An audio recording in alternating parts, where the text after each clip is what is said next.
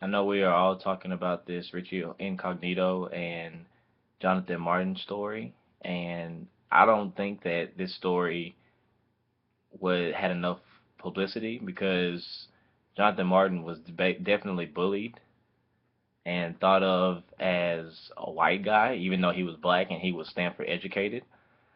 I feel like that Richie Incognito should not be called an honorary black person. I don't even know what that means. No, he should not be able to use the N word. I mean, that's basically saying that any white person could use the N word, and we all know the history behind the N word. Nobody should be okay to use it outside of the African American race. I honestly think that fans did not see it as a race issue. They saw it as Jonathan Martin basically punking out and not being part of the team. He didn't fit in with the teammates that he had, and Richie Incognito probably did take his bullying to another level, even though it doesn't sound like it was that bad, and they got along very well. But I don't think that this this story got enough publicity. Um, as far as the Dolphins locker room, I feel like the head coach needs to take more leadership because it sounds like a lot of things were going on in this locker room that were not going on in other locker rooms as other players voiced their opinion about the situation over the season.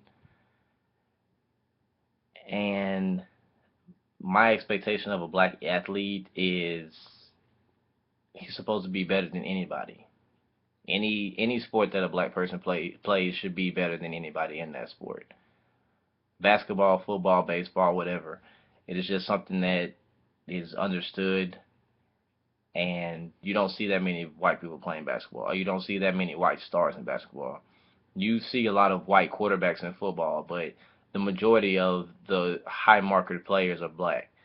So I feel like being a black athlete says that you should be the best at your sport.